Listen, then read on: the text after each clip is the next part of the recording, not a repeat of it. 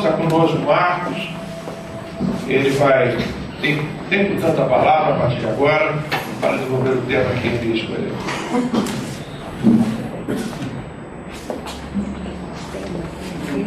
Ali também na frente. Pode completar. Bom, o pessoal aí de trás está vendo? Todo mundo vendo aqui? Dá para ver, né? Tirar essa câmera aqui.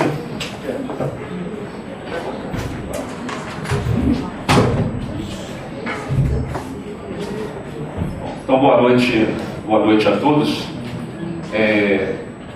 Já faz algum tempo que algumas casas espíritas estão solicitando esse tipo de palestra, desde o ano passado.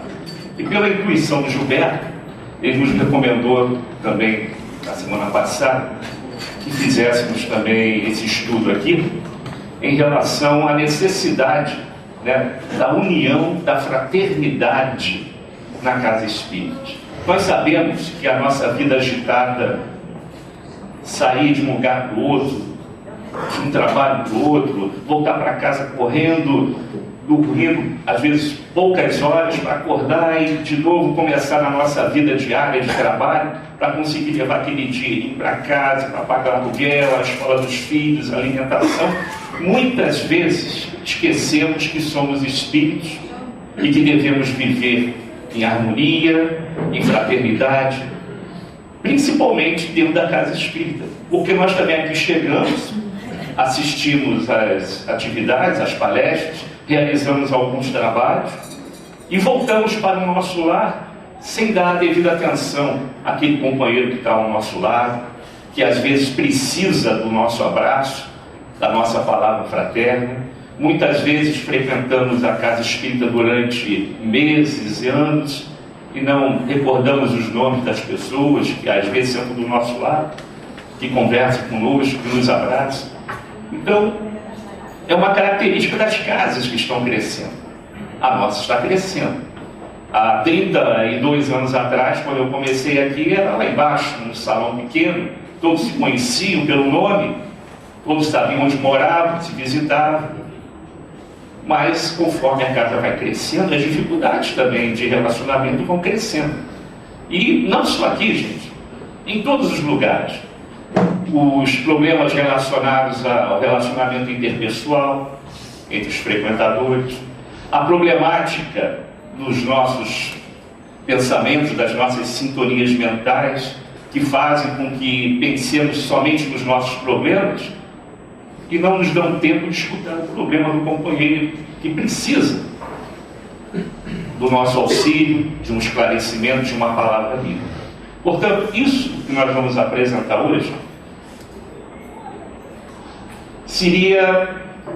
deveríamos iniciar primeiro mostrando a finalidade da casa espírita, até chegar aos problemas ou os espinhos que afetam os frequentadores e os dirigentes e todo o contexto da casa espírita.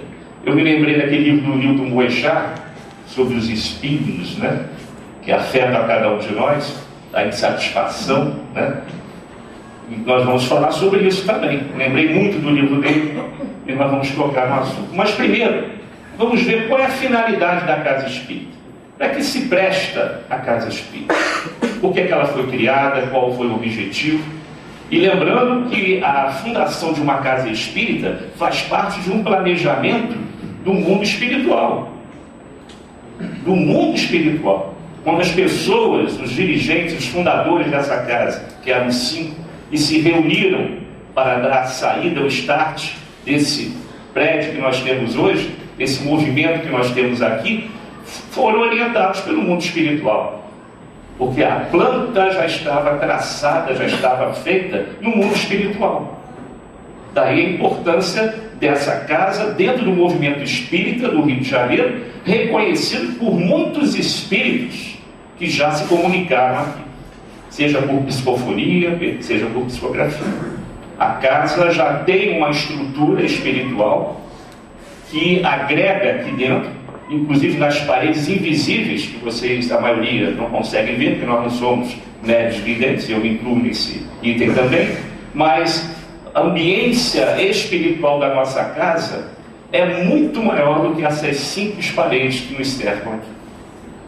O hospital, a evangelização, todo o processo de atendimento fraterno, e agora em especial um trabalho com os dependentes químicos, que nós estamos realizando às terças-feiras, às 6 horas, não é isso? 6 horas, trazendo irmãos encarnados e desencarnados para esse trabalho que muitos não sabiam, né?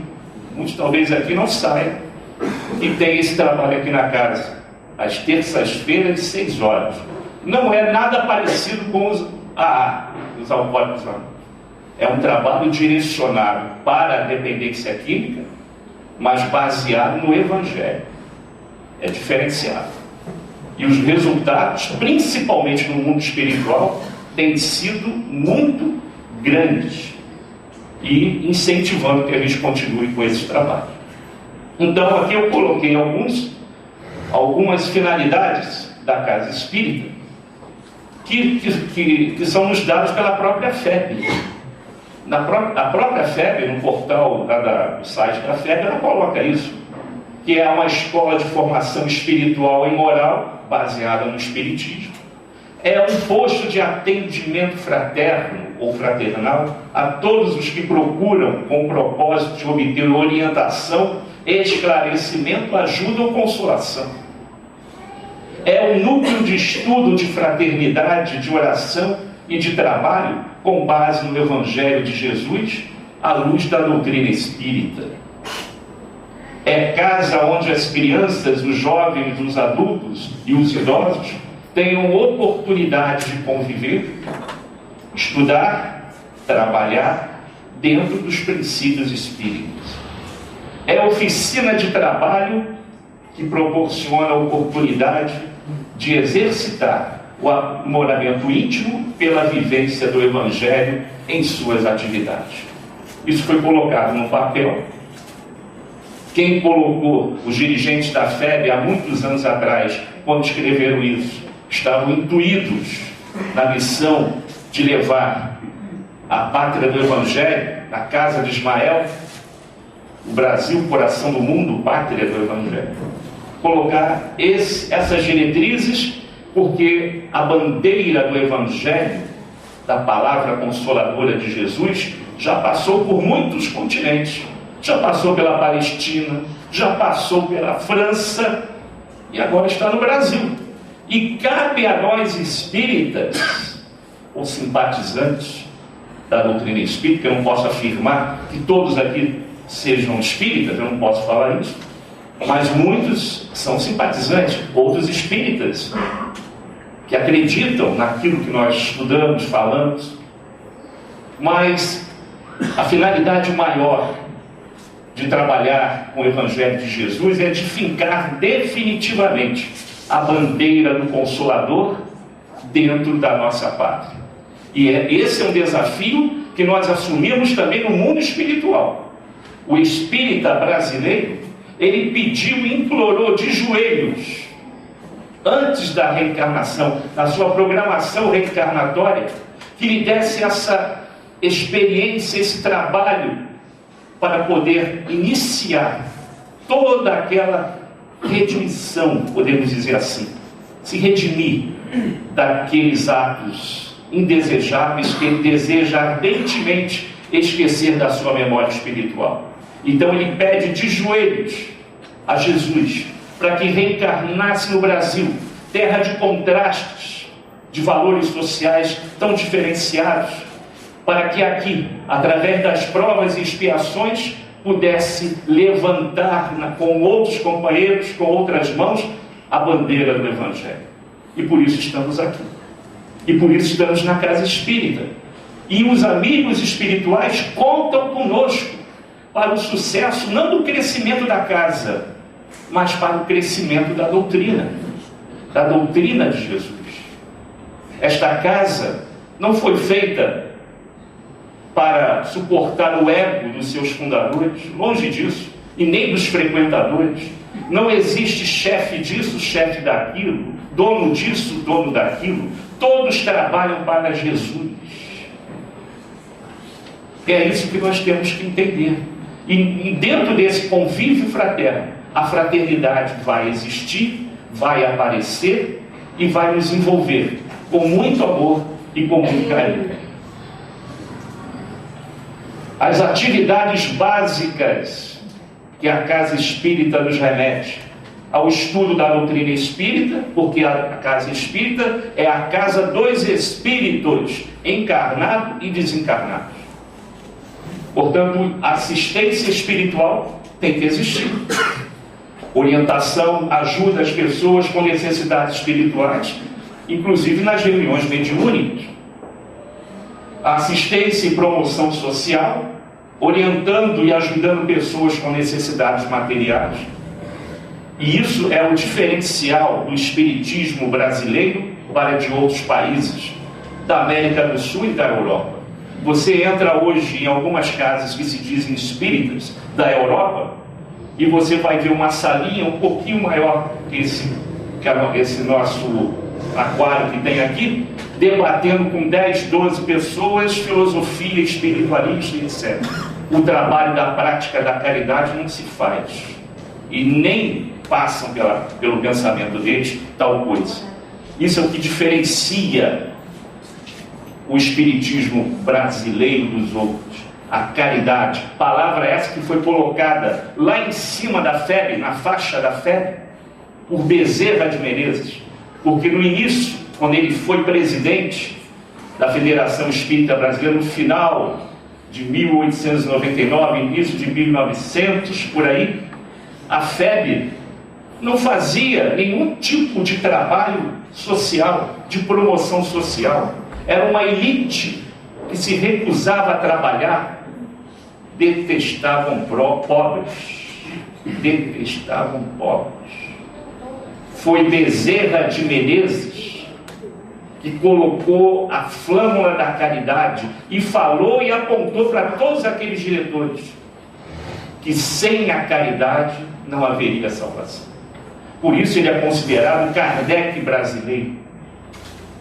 Era uma fase em que muitos teóricos, cientistas estavam chegando para a doutrina espírita através de alguns conceitos sociais da época, como o positivismo, e se negavam a trabalhar, a arregaçar a mão e trabalhar com a caridade, principalmente com aquelas pessoas mais infelizes, que não tinham condições nenhuma de sobreviver. Foi uma revolução na época, no início do século XX, quando Bezerra de Menezes trouxe essa proposta. E todas as casas espíritas hoje trabalham assim. Devemos isso a Bezerra de Menezes. E a divulgação da doutrina, que talvez seja o trabalho mais importante da nossa casa. Mais do que distribuir alimentos, cobertores, quentinhas, talvez o trabalho mais importante é o da divulgação da doutrina espírita, através da evangelização, através das palestras e dos cursos que nós damos aqui na nossa casa.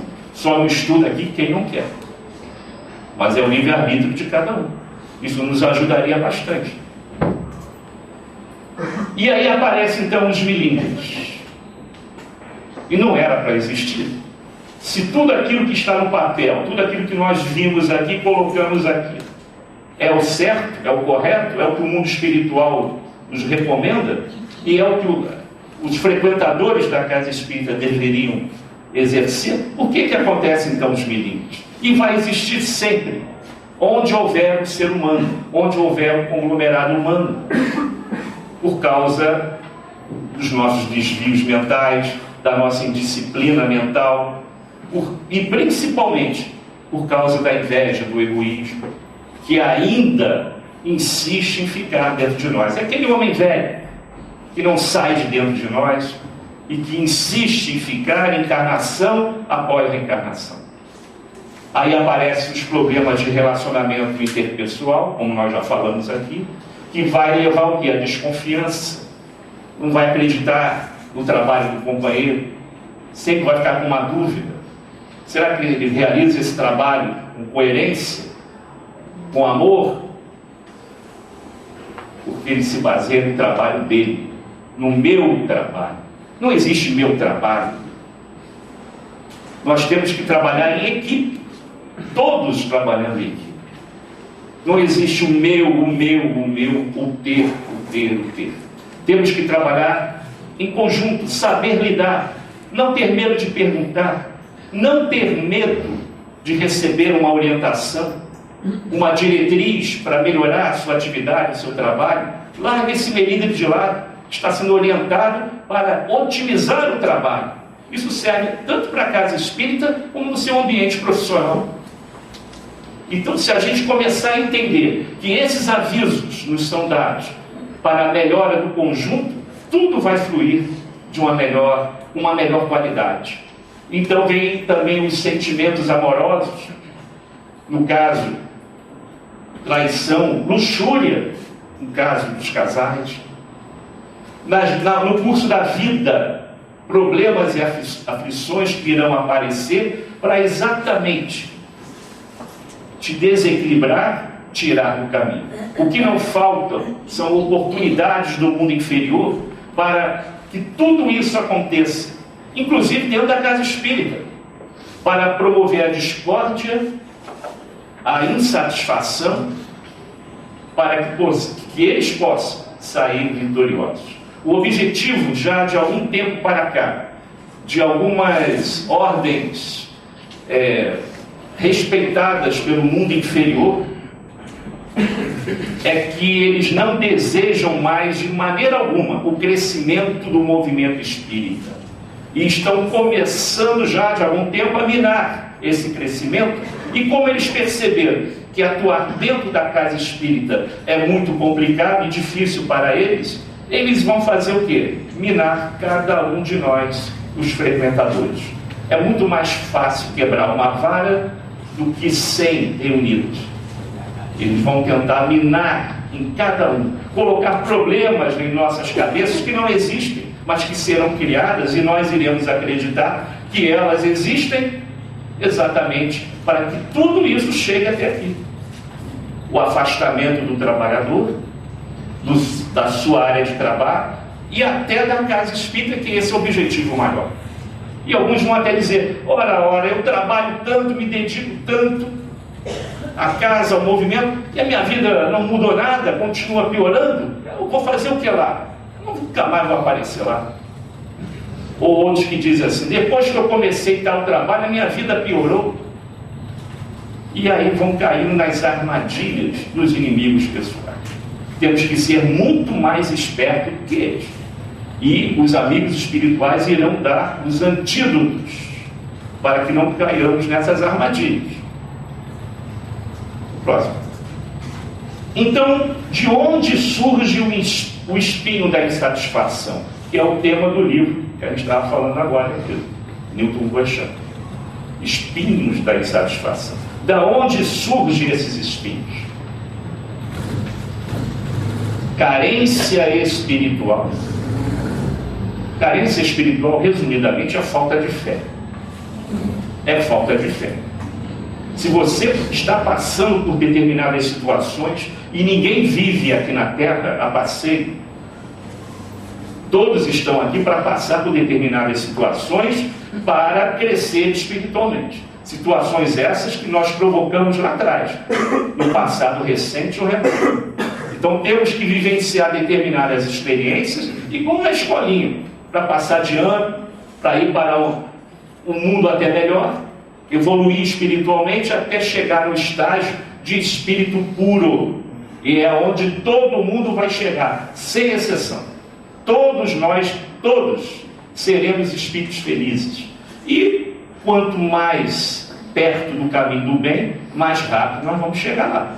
Só depende da gente, das nossas escolhas, sabendo separar o bem do mal, escolher a porta estreita e não a porta larga, saber fazer as suas escolhas. A mágoa do abandono dos amigos: ele nunca mais falou comigo, ele nunca mais ligou, fiquei doente e não ligou, nunca apareceu lá em casa, nunca mais me telefonou. As paixões inferiores, ligadas ao passado recente ou remoto, através do orgulho, da vaidade, do egoísmo, da inveja, Isso tudo ainda prende a gente a determinados atos que, se a gente pudesse, e a gente vai ver depois desencarnado ninguém esquece, é como se fosse um filme que passa de trás para frente, numa velocidade incrível, mas que a memória do espírito capta todos os flashes que ali aparecem, e envergonhados nós iremos reconhecer. Essa é a maior expiação do mundo espiritual. O inferno é isso. O inferno é exatamente isso. É você desencarnado no mundo espiritual, rever aquele momento de oportunidade que você teve de praticar o bem, de praticar a caridade, e disse: eu não tenho tempo. E isso vai lhe marcar durante muito tempo no mundo espiritual, lá na erraticidade, aquele tempo que você tinha e que não usou para fazer a caridade. Esse é o inferno. Esse é o verdadeiro sofrimento que os espíritos passam, sabendo que poderia ter feito alguma coisa para ajudar alguém e se omitiu. Esses são os piores e mais sérios pacientes do Hospital Esperança, no comando de Eurípides Barçanufo. Espíritas desencarnados que não cumpriram com a sua missão, com o seu planejamento reencarnatório. E as técnicas de neutralização, a profilaxia que podemos usar para evitar tudo isso que nós falamos, e é uma realidade. O que nós podemos fazer? Primeiro, prece. Prece. Quando eu comecei a ler os primeiros livros do André Luiz, eu pensava comigo: mas não é possível, tudo que esse pessoal faz no mundo espiritual, eles param, fazem uma prece, faz uma atividade, faz uma prece, vai começar uma atividade, faz uma prece. Passava o dia todo orando. Eu falei: não é possível, eles fazem isso mesmo lá, toda hora orando, até que assisti uma palestra do Divaldo e ele confirmou exatamente isso. É para manter exatamente o hálito mental nas melhores vibrações, para atrair para perto da gente os espíritos de mais alta hierarquia espiritual. Então, quando nós estamos em prece, e podemos fazer prece em qualquer lugar, no trem, no ônibus, no metrô, na rua, na fila do supermercado, do banco, basta a gente estar em sintonia com os bons amigos. Não precisa ficar de joelhos, juntar as mãozinhas, fazer o sinal da cruz, nada disso. Basta estar em pensamento com os amigos espirituais. E todos aqueles grandes espíritos que reencarnaram e deram esse exemplo para a gente sabia como era o seu hálito espiritual.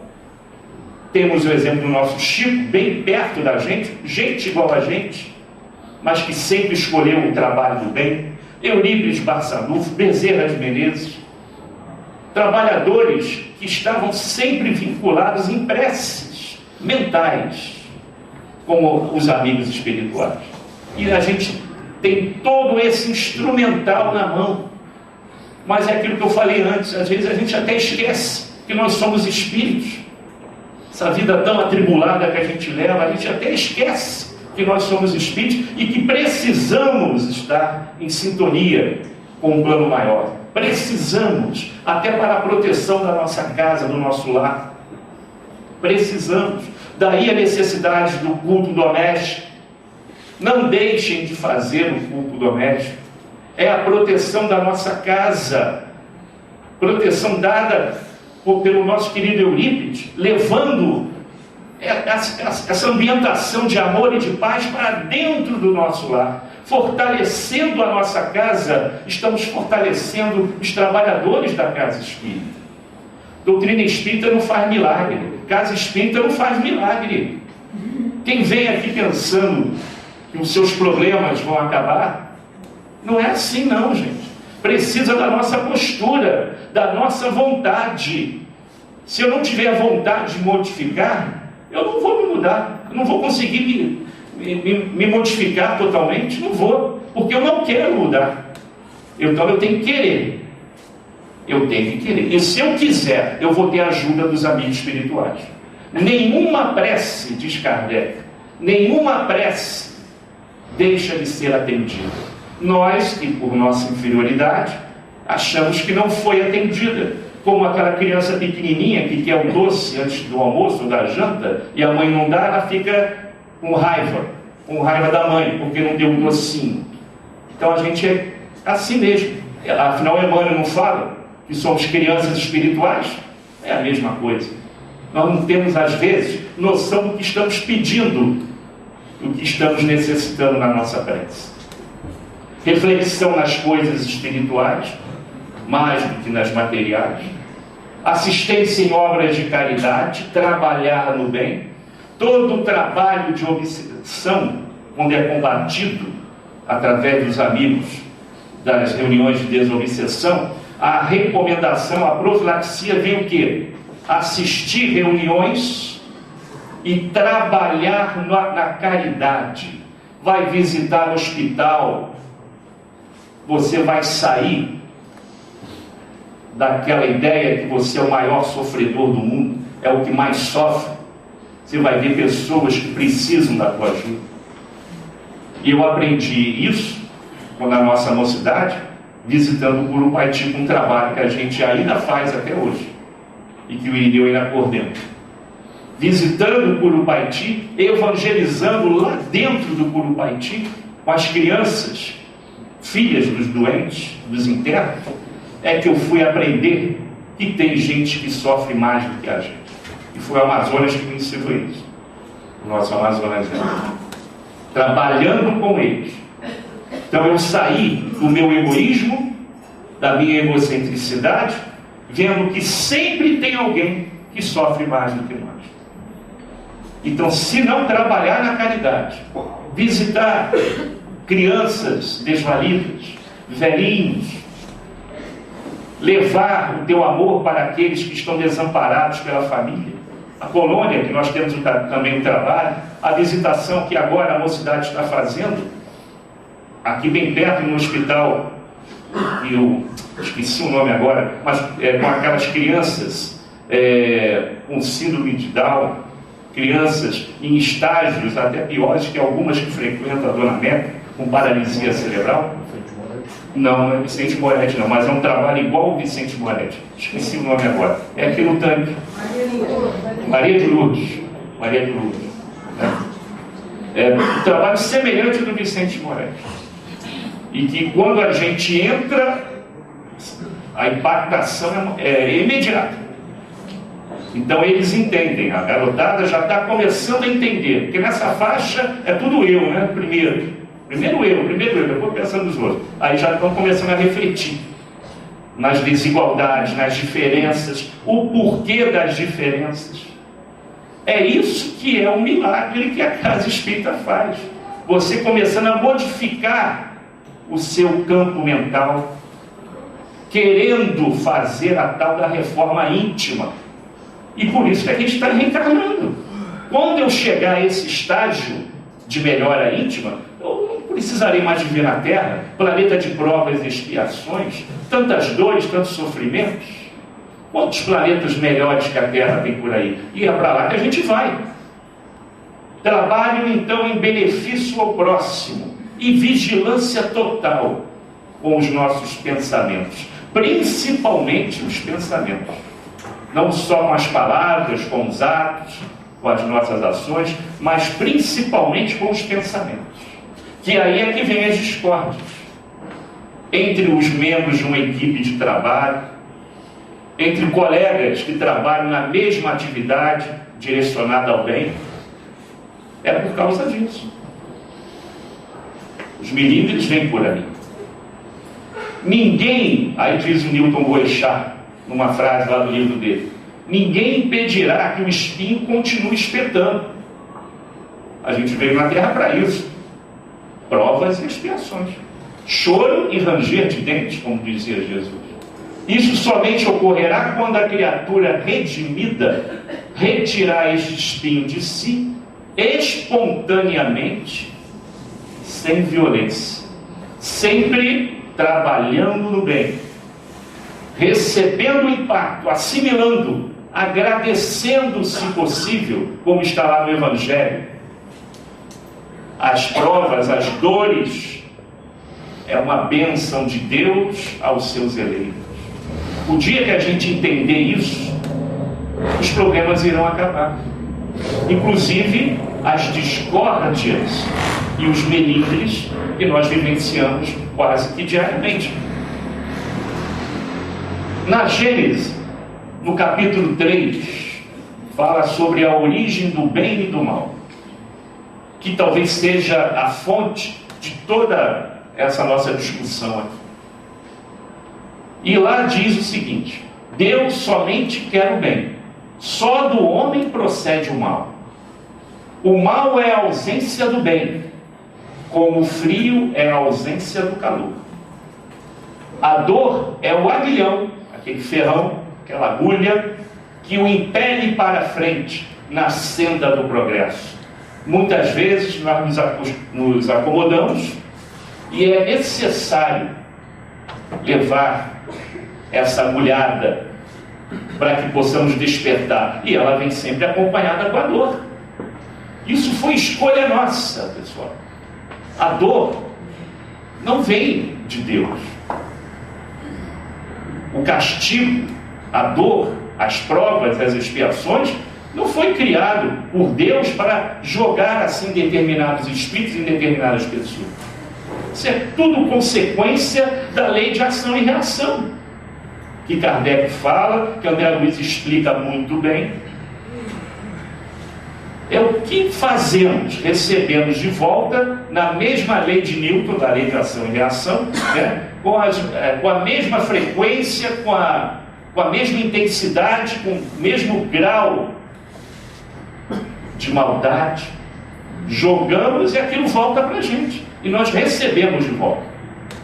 Por isso que isso fica registrado no nosso perispírito, e quando a gente desencarna, não precisa ninguém dizer o que é que eu fiz, o que deixei de fazer. Está registrado no perispírito. Os espíritos superiores olham para nós e veem ali, totalmente desnudados, cada um de nós, na prática do bem e na prática do mal. Então não precisa mentir, não precisa fingir que não está entendendo. Ele sabe exatamente quem é aquela pessoa que está perante a ele, pela lei de ação e reação. Então a dor sempre irá ferir na nossa senda, na nossa trajetória evolutiva. Então, cara, dicas para uma melhor convivência na casa espírita. Isso aí são dicas minhas, não. No final eu vou dizer quem é que deu essas dicas. Se eu falar, ninguém vai acreditar, né? Então no final eu vou dizer quem deu essas dicas aí. Dicas para uma melhor convivência na casa espírita. Olha, dentro do contexto que a gente está colocando aqui, a nossa casa espírita é uma das casas, né, o Gilberto depois pode até confirmar, dentro da nossa comunidade aqui, que nós estamos, né, é uma das casas que tem maior, né, envolvimento amoroso, né, nesse contexto da conversa amiga após as palestras, após os estudos, na hora lá da cantina, né, no abraço fraterno. A nossa ainda traz essa tradição daquela casinha pequenininha que tinha aqui embaixo há 30 anos atrás. Pode falar. São 3 reuniões. Esta, uma lá fora na cantina e depois lá nos carros antes de ir embora. E no carro, exatamente. Como não era no pipoqueiro, mas o pipoqueiro subiu. O pipoqueiro também tinha lá no pipoqueiro. Então tinha esses momentos, sim, né? E era difícil sair, a casa queria fechar e o pessoal ainda ficava aí. Isso é uma característica nossa. Tem casas, a gente sabe, né? Se eu bobear, se eu demorar um minutinho conversando aqui com a pessoa do lado, eu fico preso dentro da casa. A casa fechou, eu não saio mais dela, né? A gente fica preso dentro da casa espírita. Então a nossa ainda tem esse aspecto, né, de casa espírita amiga, fraterna. Temos que manter. Isso tudo que eu estou falando é para alertar, porque vocês vão ver em breve que os amigos espirituais nos recomendam muita atenção em relação até a nossa indisciplina. Porque às vezes nós erramos, não porque temos prazer de errar. Certa vez eu já comentei isso aqui. Erramos porque somos ignorantes. Ou como diz Emmanuel, crianças espirituais, não sabemos as consequências dos nossos atos, das nossas palavras, quando são jogadas. Aí não dá mais para pegar e trazer de volta. E pelo pensamento também, que nós citamos aqui. O pensamento é uma energia que a gente ainda não tem ideia. Não temos como definir aí do pensamento pela nossa pequenez moral, intelectual. Ainda não dá. Mas eles nos dão uma dica. São dardos fluídicos, magnéticos, dardos mentais, que estão sendo jogados, né? E que chegam a cada um de vocês, né? E que retornam para quem emitiu, de acordo com a lei da ação e reação, trazendo ânimo, bem-estar ou depressão, dor de cabeça, mal-estar. Depende do que a gente está pensando, depende do que a gente está falando, plasmando. A gente, quando fala e pensa, nós estamos plasmando mentalmente aquele universo. O mal que nós praticamos ou deixamos de praticar apenas por falta de oportunidade, isso não é esquecido no mundo espiritual.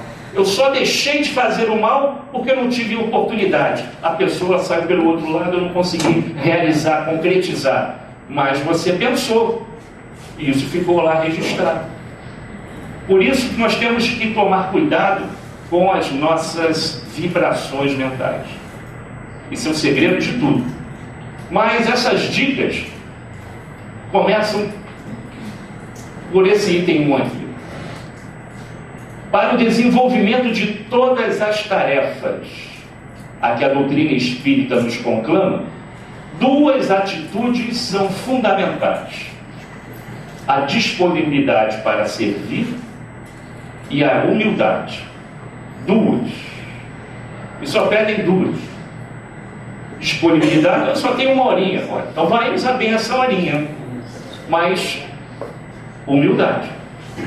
Ninguém vai ser melhor que ninguém. Você vai compor uma máquina, você vai fazer parte daquele sistema e ninguém pode ser melhor que ninguém. E aí o negócio começa a complicar. Aí a roda já não gira. Então, para que tudo dê certo, você tem que trabalhar com humildade. E principalmente, se tem essa disponibilidade para servir, que ele vai falar mais à frente, nós temos que ter então disciplina para com esse compromisso. Cadê, cara? Vamos ver o 2 aí. Disponibilidade, que ele diz aí, é do coração. Dar aquele minuto, aquela hora com prazer. O trabalhador que vai para a casa espírita, saindo de casa, arrastando o pé, dizendo, nossa, lá vou eu de novo para aquele trabalho. Eu aconselho voltar para casa. Fica em casa, é melhor até. É melhor ficar em casa. Tem que vir aqui com prazer. E vocês não pensam que as nossas crianças da evangelização, vou citar só o exemplo da evangelização, que é o trabalho que a gente coordena e vê mais de perto. Você pensa que a garotada não percebe isso?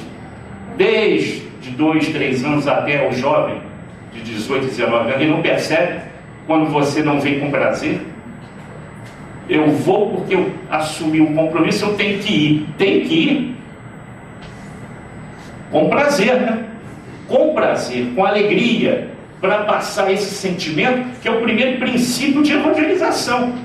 Você, quando chega com prazer, você irradia. Quem teve o prazer de ficar ao lado do Chico, do Julinho, lá do Espírito Santo, um dos maiores médicos depois do Chico, que eu tive a oportunidade de conhecer? Se eu tenho disponibilidade para servir de coração, como está ali, disponibilidade para o serviço, ao se tratar do desempenho de tarefas, compromisso no horário, mas eu trabalho voluntário, eu não tenho como deixar de ir, eu não sou obrigado a ir cumprir o horário, não, eu posso chegar lá que eu precisar, não é bem assim. Tem horário, continuidade, assiduidade, e aí quando aparece alguém que tem que fazer esse papel, de chegar e falar, de advertir, a união é quebrada por causa dos milímetros. O dirigente foi muito enfático, muito enérgico, ele falou grosso comigo, falou normalmente, você está chegando muito atrasado, está faltando. Tenta se policiar em relação a esse trabalho, porque ninguém é insubstituível, gente. imediatamente vai aparecer outro. O mundo espiritual coloca outro no lugar. O trabalho não é da casa espírita, o trabalho não é do Gilberto, meu, de ninguém. O trabalho é de Jesus. Assinamos carteira, você que fala isso, né? Com Jesus. A carteira está assinada lá.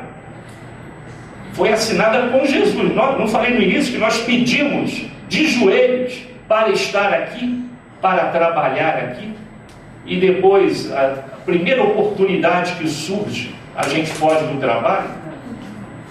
O trabalho mais difícil que a gente realiza é aquele em que a assiduidade, a continuidade é exigida sem obrigação do salário no final do mês.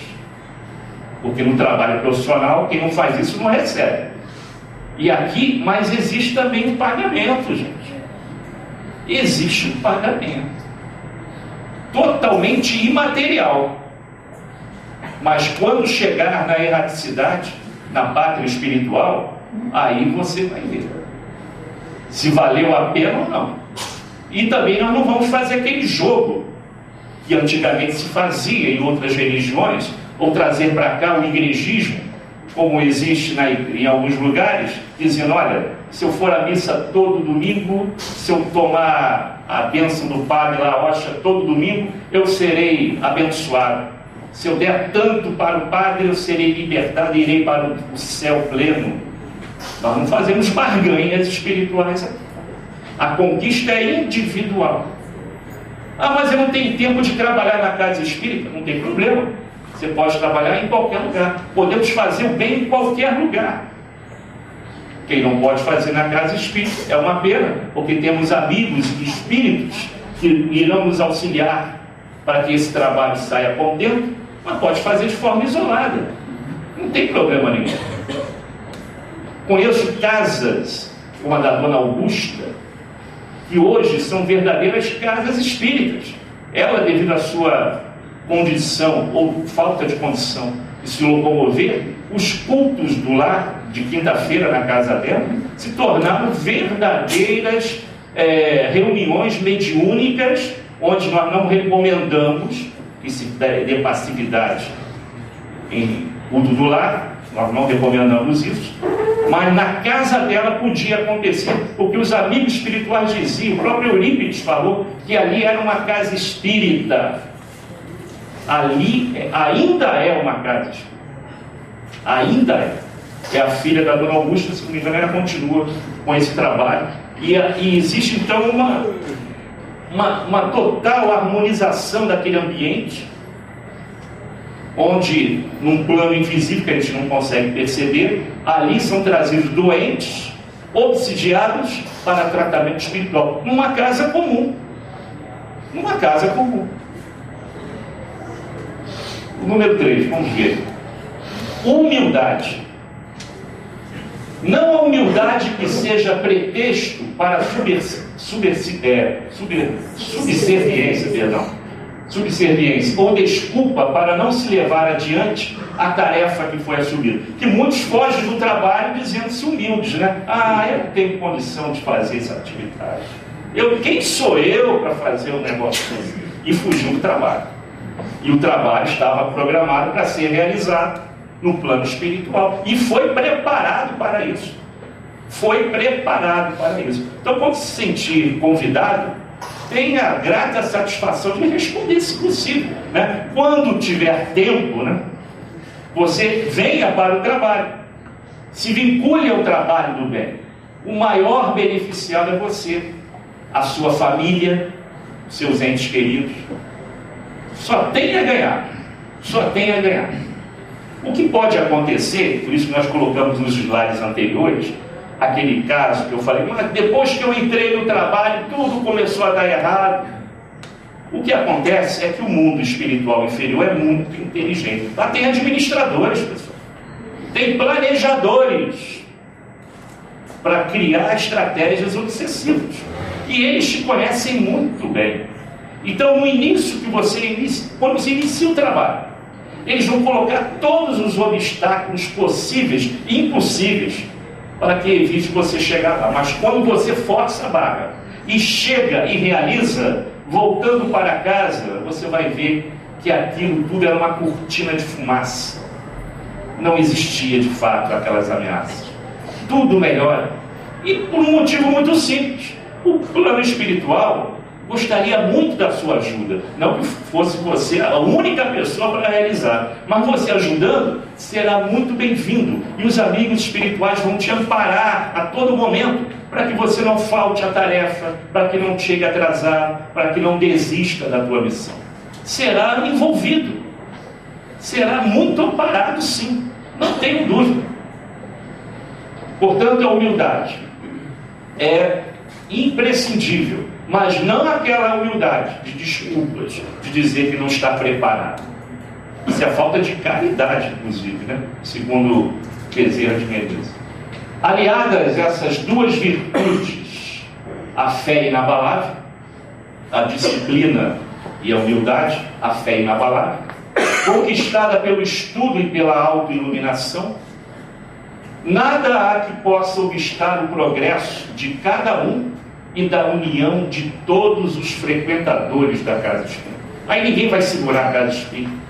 Você entendendo o companheiro, reconhecendo ali a dificuldade, querendo ajudar, entendendo o porquê daquela reclamação no ambiente de trabalho, ou dentro do teu lar, entendendo e não respondendo e não revidando, porque é aí que as aflições, as divergências acontecem, entrando na mesma frequência, se calando e tentando entender o porquê daquela criatura estar pensando daquela maneira, o porquê do frequentador daquela casa espírita está pensando daquele trabalho, que aquele trabalho não está legal, que pode melhorar, se colocando no lugar dele e vendo que tem algum fundamento, sim, podemos melhorar.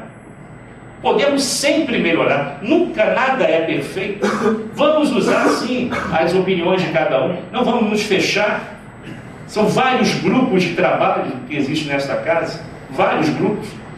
Então vamos nos harmonizar, vamos tentar entender o que o outro está querendo passar para a gente e não fechar. Não deixar criar barreiras para que essas vibrações, até de carinho e de melhora no trabalho, cheguem em nossos corações. E para isso tem que ter humildade, até de reconhecer que está errado. Essa talvez seja a nossa maior dificuldade: pedir perdão. Pedir perdão ao irmão. Reconhecer que está errado, que fez besteira, não precisava ter feito aquilo, não precisava ter respondido daquela maneira, de chegar até ele e dizer: me perdoa. Isso é difícil. Dificílimo, porque ainda somos crianças espirituais. Ainda somos egoístas, vaidosos, invejosos, orgulhosos. Enquanto essas pragas permanecerem no nosso planeta, ainda será assim. A dor, a violência, a guerra vai existir. Por isso que a felicidade, a alegria, é passageira. É como aquele brinquedo de criança que ela ganha no aniversário, no Natal, tira da embalagem bonita, olha, ri, brinca durante 2 minutos e larga. A nossa felicidade é passageira por causa disso. Ficamos presos aos insucessos, aos melindres. Eu ainda vou me vingar do que ele falou, do que ele fez. E aí, quando é que essa bola de neve vai parar de rolar, gente? Quantos sofrimentos, quantas amarguras teremos que passar, quantas infelicidades, tragédias, tudo culpa nossa, tudo culpa nossa, reflexo dos nossos atos, da nossa péssima escolha entre o bem e o mal. E temos que segurar a barra, gente, temos que segurar a barra, e nunca sozinho, porque Deus está sempre ao nosso lado. A gente é que não percebe. Nós vimos lá que nós não temos fé. A nossa fé é muito pequenininha. Bom, pelo menos tem, né? Aquele grãozinho de mostarda que Jesus falava, pelo menos nós temos, né? Mas muitos não acreditam que tem. se soubesse como ela é forte, mesmo pequenininha, poderia nos sustentar a caminhada tão difícil que estamos passando. Lembre-se que a Terra está num processo de transição. E todo processo de transição é difícil, é complicado. Existe uma variedade de espíritos encarnados, misturados, vivenciando oportunidades últimas para permanecer no planeta. Mas dentro em breve, isso tudo vai se harmonizar e as coisas vão melhorar, e muito, aqui no nosso planeta. O número 5. Que possamos assim não nos deixarmos influenciar por eventuais modismos. Está cheio de casa espírita com modismo ali. E a pureza doutrinária, como é que fica? Kardec, muitos nem pegam mais Kardec. Já disseram, já ouviram, já até comentei certa vez aqui, gente espírita falando que Kardec já estava ultrapassado. Quer dizer, não está nem estudando, né? Se estivesse estudando Kardec, viria que ele está mais atualizado que nunca, mais presente com as suas afirmações de 154 anos, né, que fez o Livro dos Espíritos. Agora, dia 18 de abril, 154 anos de doutrina espírita, e ele está mais atual do que nunca, porque está escrito lá, conforme a ciência for evoluindo, vai comprovando tudo aquilo que os espíritos falaram, e estão comprovando. Então, como é que Kardec está desatualizado? Então, não se deixar levar pelos modismos, por perturbações pontuais que podem acontecer numa atividade aqui, na outra ali, em harmonia, em união, em vibração de amor, vamos chegar juntos e resolver aquilo ali.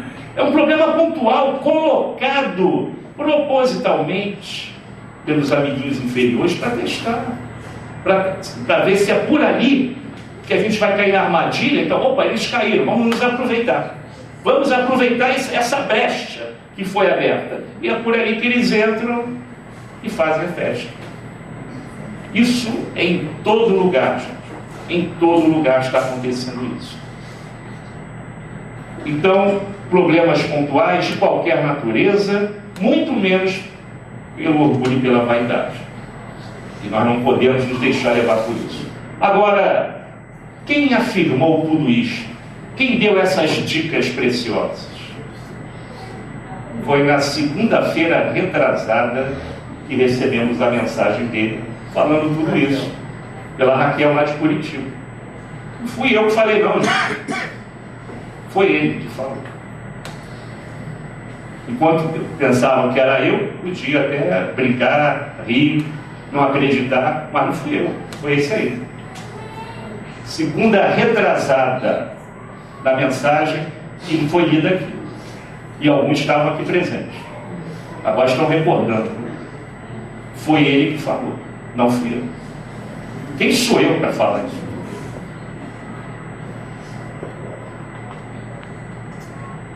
No livro Aconteceu na Casa Espírita, existe um trechinho. O livro tem que ser lido, aliás, ser estudado.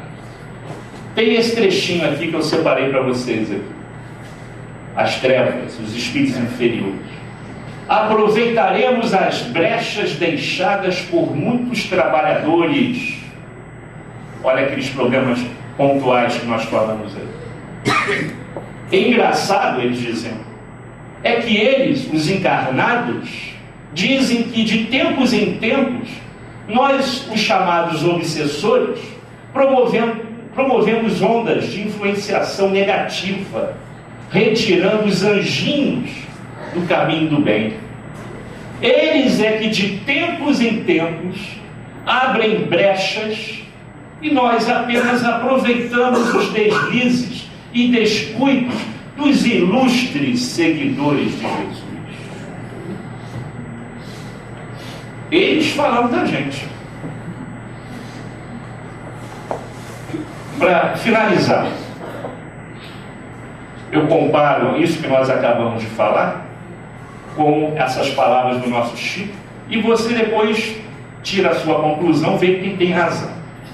Se foram aqueles que falaram a verdade, que são os obsessores, mas que falaram a verdade, Ou esse que diz assim: se algum traço de amargura te fixa no coração, relativamente ao comportamento infeliz de alguém, através de ações que consideres aos teus sentimentos, desculpa esse alguém, procurando esquecer-lhe a falta naturalmente pensada.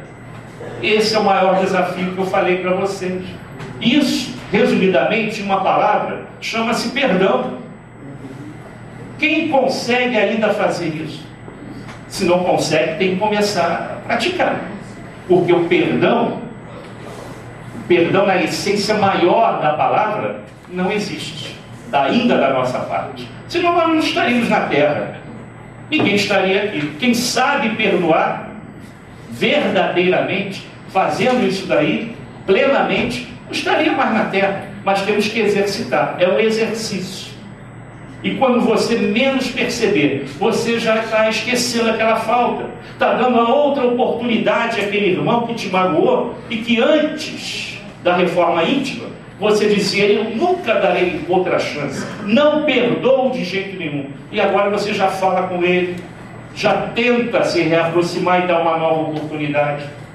Desculpe esse alguém, dê-lhe a oportunidade que falta aí, uma nova oportunidade. Porque se você não der essa encarnação, será em outra. Aquele que falhou no seu compromisso, seja doméstico, profissional, na sociedade, os líderes, os políticos, terão que reencarnar para cumprir aquilo que eles programaram. Todos nós deveremos reencarnar até que isso desapareça completamente. Porque está lá no livro dos Espíritos. Quando é que vai acabar a reencarnação? Seja aqui ou em outro planeta qualquer. Quando a gente não tiver mais nada para expiar, para provar. Espíritos puros que seremos. Aí não tem mais necessidade de reencarnar. Nem perispírito teremos mais. E finalizando, para concluir aqui a nossa atividade. O trabalho do bem, o trabalho com Jesus, não é do Gilberto, não é do Gilson, não é da casa de Eurípides Barçanufo, não é nem de Eurípides, é de Jesus. Ninguém trabalha aqui para mostrar que é maior do que alguém, que pode fazer melhor do que ninguém, do que alguém. Ninguém aqui é melhor do que outro. Todos somos iguais. Se nós nos víssemos no mundo espiritual, momentos antes de reencarnar nesse planeta, teríamos vergonha de reclamar determinadas coisas que nós reclamamos aqui, ou em qualquer outro lugar. Ainda bem que a gente esquece o passado, ainda bem que a gente não sabe o que fizemos no passado. Ficaríamos envergonhados. Aí sim, talvez nunca mais viria a casa espírita. Mas graças à bênção do esquecimento e da oportunidade de recomeçar, estamos aqui, gente. Todo mundo na mesma faixa, todo mundo igual. Vamos trabalhar para Jesus. E que Ele, nosso querido Mestre, nos abençoe hoje e sempre. Graças a Deus.